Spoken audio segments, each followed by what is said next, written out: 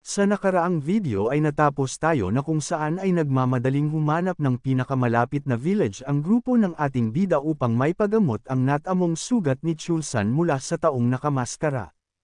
Habang tumatakbo ay sinabi ni Yanggak na hindi niya alam kung ilang mga tauhan ang mayroon ng mga ito, ngunit mahihirapan silang kaharipan ang mga ito kung sakaling makasunod sila. Kung talagang malakas ang mga ito upang magawang mapatamba si Chulsan gamit lamang ang isang pag-atake, kahit pa sabihin na bigla ang pag-atake ang ginawa dito, ay ibig sabihin lamang nito na hindi nila dapat na maliitin sila.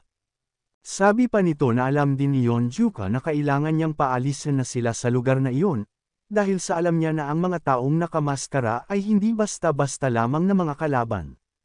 Sa kinaroroonan naman ng ating bida, ay matagumpay naman niyang naiiwasan ang mga ginagawang pag-atake sa kanya ng mga ito. Matapos ay tinanong niya ang umataking ito sa kanya na kung ano naman ang kanyang ginagawa, nang bigla naman na nagulat dito ang taong nakamaskara sa kanyang harapan dahil sa bigla na lang siyang dinakot nito sa kanyang ulo.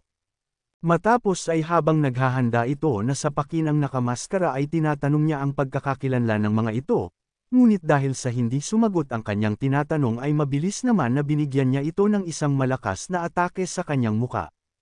Sa nangyari ay habang pinagmamasdan ng mga kasamahan nito ang malakas na pagsabog ay napapatanong naman ang dalawa nitong kasama na kung papaanong nagawa ito ng isang bata lamang, nang bigla naman na mabilis na tinungo ang mga ito ni Juka at agad na binigyan ng malakas na atake ang isang kasama nito. Sa nangyari ay wala na itong nagawa kung hindi ang mag-ulat sa ginawang ito ni Juka, ngunit maging siya ay hindi din nakaligtas sa paningin nito, dahil matapos ay siya naman ang binigyan nito ng malakas na pagsipa. Sa nakitang ito naman ng ibang mga kasamahan ng mga lalaking nakamaskara ay sinigawan ng mga ito ang ating bida at sinabi na mukhang nawawala na ito sa katinuan, ngunit nang naghanda naman sila upang makipaglaban, ay pinahinto muna ng isa ang mga ito. Sabi niya na ang isang ito ay hindi ordinaryong kalaban, kaya naman ay nag-utos siya na maghanda sila ng isang formation.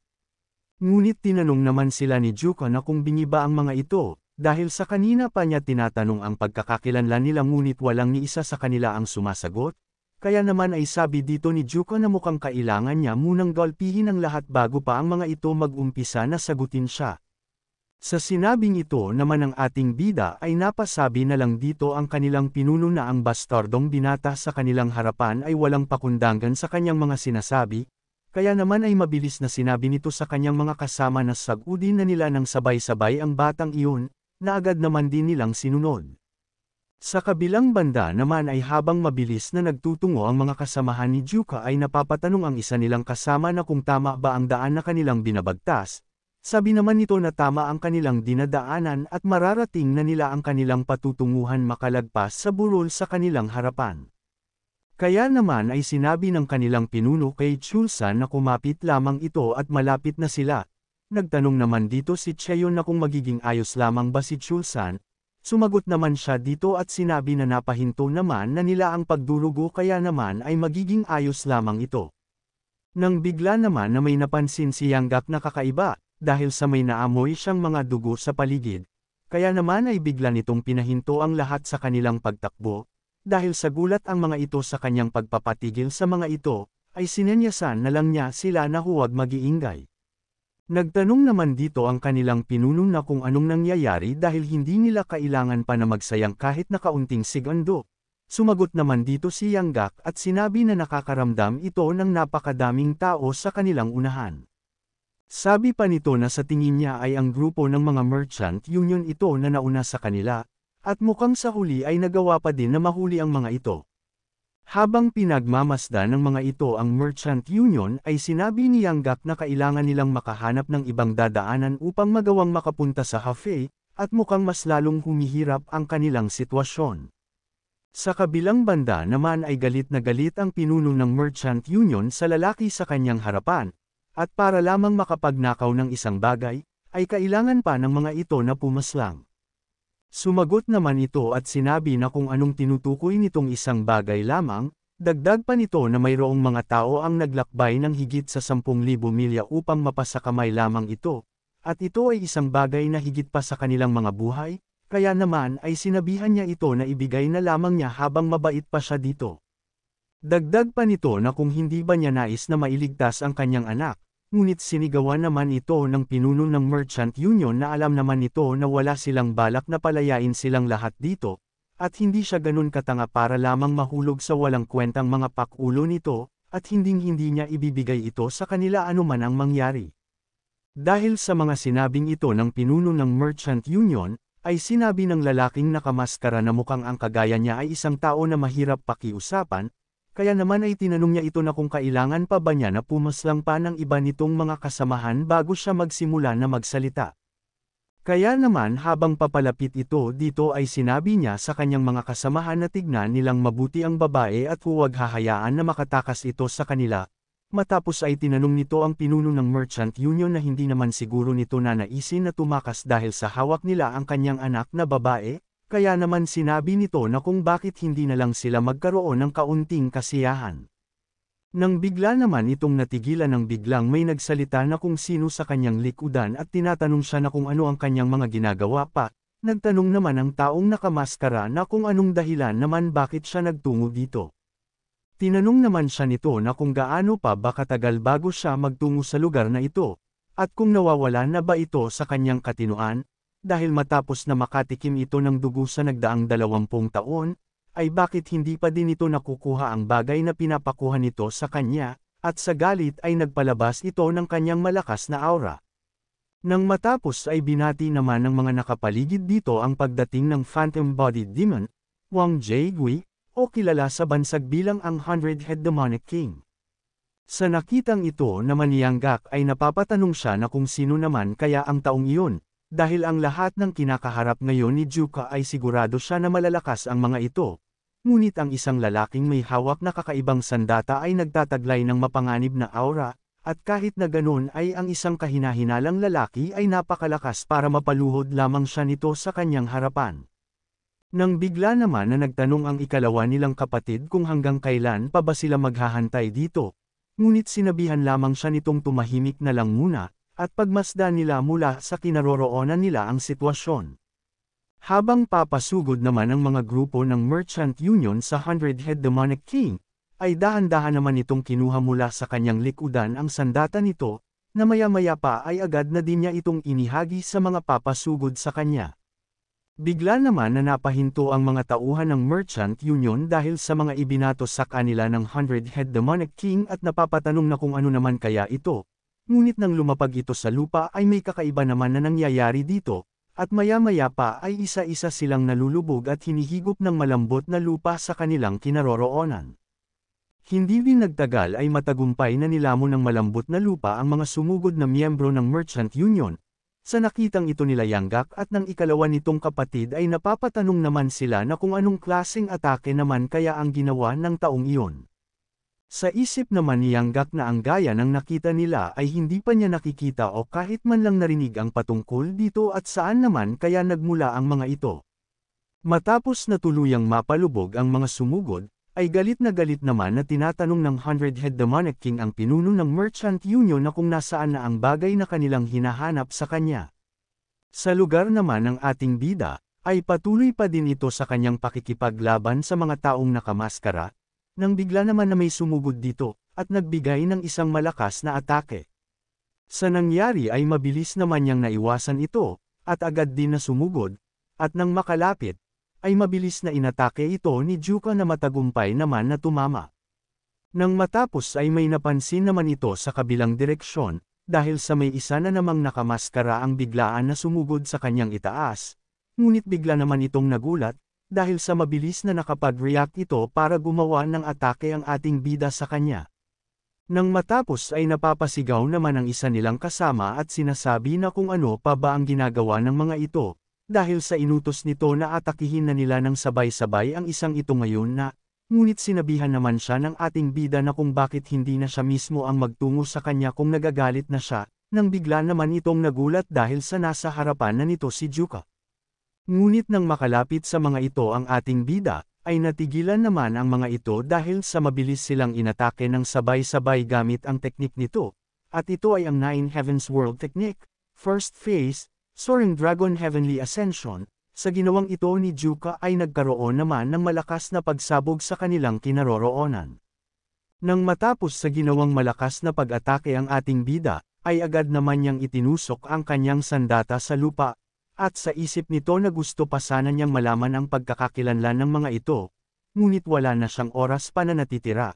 Ngunit sabi nito na ang mga taong nakamaskara na ito ay malalakas din upang magawa siyang masugatan, at kung mayroon pang mga kagaya ng mga ito, ay ang kanilang pinuno at ang iba pa ay mukhang nasa panganib na.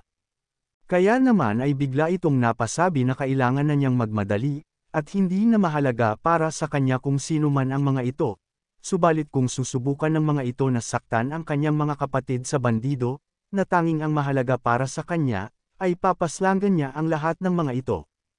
Kung umabot ka na sa parte ng video na ito ay maaari lamang na i-click ang like at super thanks sa baba bilang pagsuporta. Maraming salamat.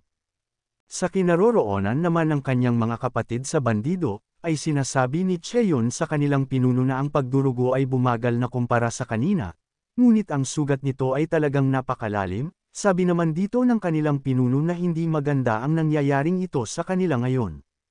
Ngunit nagtataka naman siya na kung bakit napakatagal naman nila sa kanilang tinitignan. Sabi naman ni Cheon na ang sabi nila ay oobserbahan ng mga ito ang paligid ng mas matagal pa dahil sa mas malala pa ang kanilang nakita kumpara sa kanilang inaasahan.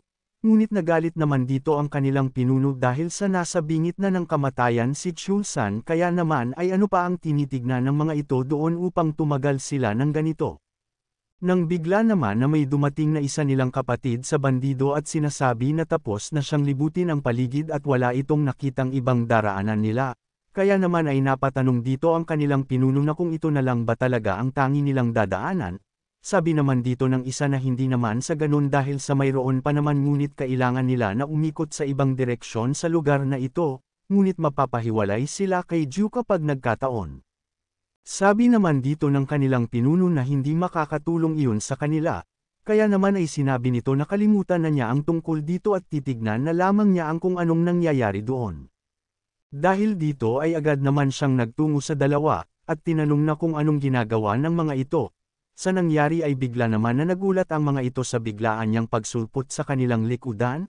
Matapos ay nagtanong naman siya sa mga ito na kung mapanganib ba ang mga taong kanilang pinagmamasdan para tumagal sila ng ganito.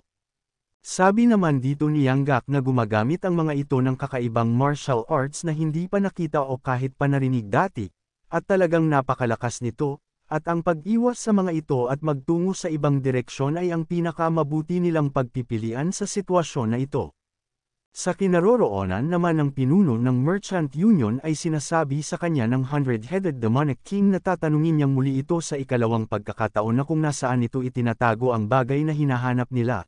Ngunit sumagot naman ito dito na paslangin na lang siya nito, at sabi pa nito na kung sa tingin niya ay mapapasa kamay niya ito ay nagkakamali siya.